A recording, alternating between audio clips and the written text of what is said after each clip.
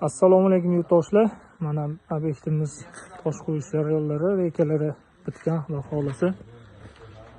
Toshlarimiz kelgan mana.